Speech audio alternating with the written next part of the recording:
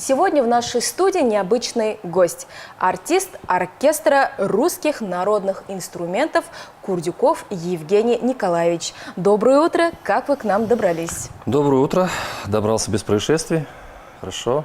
Пробок не было сегодня. Мы рады вас видеть в нашей студии. Керемет, құрметті мейман, студиямызға қош келдіңіз. Сізге дайындаған әдемі сұрақтар бар. Сол сұрақтарға керемет жауаптарды алып, бізді тамашалап отырған көрерменге жақсы ақпар сыйлаймыз деген ойдамыз. Олай болатын болса, әріптесім Динар екеуміз сізге сұрақтарды жаудыруды бастаймыз десек болады. Евгений, в первую очередь нам очень интересно, как вы попали вообще в целом в музыкальный мир. Ну, наверное, моя история мало чем отличается от остальных. У меня дедушка работал в музыкальной сфере, в музыкальной школе. И когда мне исполнилось 8 лет, он меня записал в музыкальную школу. Вот, собственно, с этого и началась моя карьера. Сначала рвения особо я не проявлял, наверное, как и все, больше заставляли. А потом как-то со временем вошел во вкус, втянулся. Осознанно уже? Да, уже более осознанно. Уже начал получать от этого удовольствие. Обучались здесь, в городе Уральск, верно? Здесь, в Уральске. Закончил музыкальную школу в 97 году. Поступил в музыкальный колледж в 98 году. Закончил в 2002. Потом в 2003 поехал в консерваторию алматинскую. В Алмату? Да. Замечательно.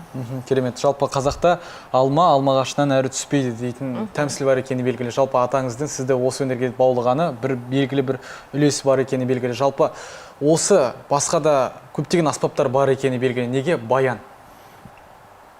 Потому что дедушка занимался баяном. Вот. Ну, мы параллельно, допустим, мы проходим еще фортепиано.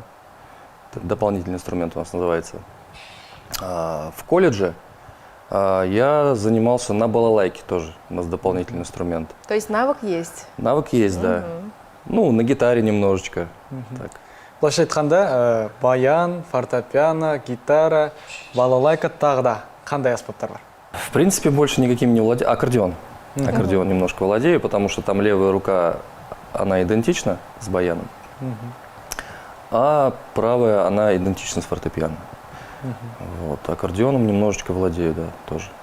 Но со временем, вот, допустим, когда начинаешь заниматься профессионально, уже время на другие инструменты не остается. Вот, поэтому узкая специализация именно все время забирает баян основной. Былайша айтқанда баянға деген махаббатыңыз ерекше деген сөз екен. Понятно. Евгений, расскажите теперь, наверняка сейчас, когда вы уже выступаете на больших сценах, у вас уже есть ваши, можно сказать, подопечные, либо ученики. Кого вы сейчас в данный момент, можно сказать, направляете на путь истинный? Есть пара перспективных ребят. Можете озвучить их имена. Которым я преподаю в первой музыкальной школе. Это Трифонов Иван и Полищук Вадим. Ученики, да, Ученики школы? 2 класса, да. Уже во 2 классе надежды. занимаются. Ал осы тарапта сізге тәлім тәрбие берген осы бір аспапты үйреткен ұстаздарың жайында да айтып өтсеңіз. Олар да бар марқайып қалсын. В колледже я учился у Острикова Сергея Анатольевича, замечательный педагог. Получается, он тоже закончил Алматинскую консерваторию у того же педагога, что и я. Совпадение. Вот, да, поэтому я как бы преемник Гайсина Анатолия Маркзяновича, это профессор Алматинской государственной консерватории, выпускник Новосибирской консерватории. Замечательно. Вот. В общем-то, алматинская школа, можно сказать. В общем, Начиная с алматинская колледжа. школа, мы смотрим, очень подготавливает профессиональных кадров, которые на уровне не только Уральска, но также и мы видим работы даже на мировом уровне, с чем мы очень, конечно же, гордимся. Бәсі жоғары оқу орны екені белгілі. Неге десеңіз, көптеген өнер майталмандары осы ядан түлеп шыққаны белгілі. Евгений, так как вы являетесь артистом оркестра русских народных инструментов, наверняка вы можете рассказать про ваши достижения, которые проходили, ну, допустим, до карантина. Ну, из недавних, что хотелось бы отметить, это поездка на Экспо в 2017 году. И в 2018 году у нас была поездка в Казань, на фестиваль Казань Music York. Мы там заняли гран-при. Замечательно. Керемет. Вот. А потом был онлайн-конкурс в Турции. В Турцию вот мы собирались в этом году. малым составом. Но, к сожалению, пандемия как бы внесла свои коррективы и пока никуда не поехали. Жалпы осы карантин мәселесі де өнер адамдарына бір қатты соққы болып тигені белгілі. Жалпы карантин уақытында былайда өнер адамдарын көрсететін көптеген онлайн шаралардың болғаны белгілі. Қандай онлайн шараларда бой көрсеттіңіздер карантин уақытында? ДК в целом продолжал работу в онлайн-режиме. Мы записывали ролики, проводили онлайн-концерты, компоновали, допустим, не весь оркестр, потому что, ну, сложновато, допустим, все инструменты уместить в данный формат.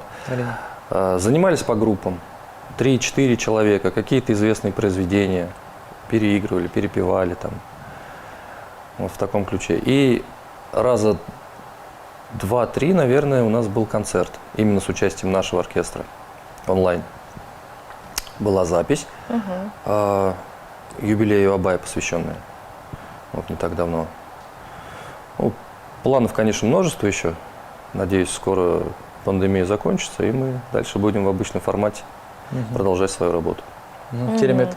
Болашақта карантин аяқталғаннан кейін еліміз бір тыныш, бір керемет сәтіне қайтадан оралып, өнер сахнасында сіздердің әуендеріңізді құлағымыз тыңдасын деген керемет тілек білдіреміз. Ну что ж, Евгений, мы знаем, что в Доме культуры и молодежи очень талантливые как и преподаватели, так и сотрудники. Теперь от лица вашего коллектива просим от вас прекрасное исполнение.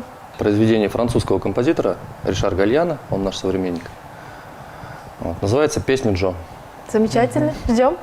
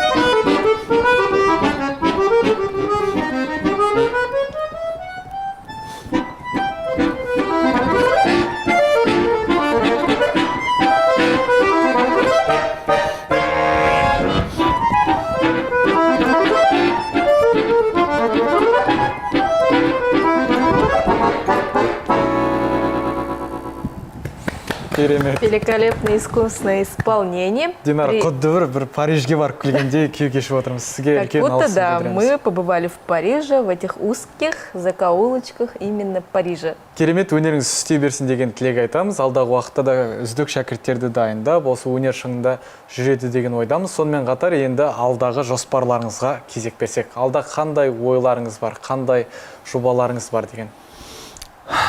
Ну, планы в первую очередь, наверное, развивать мастерство индивидуальное, развивать данную отрасль, также съездить на несколько конкурсов в ближайшее время, как только откроют границы.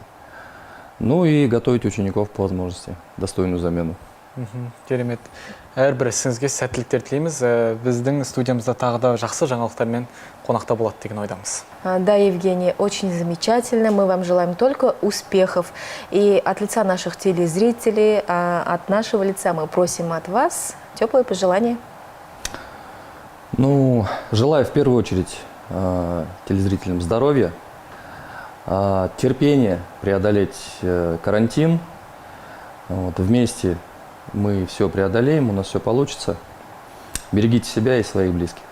Керемет. Благодарим вас еще раз, что уделили время и приехали к нам в студию. Всего вам доброго. Спасибо.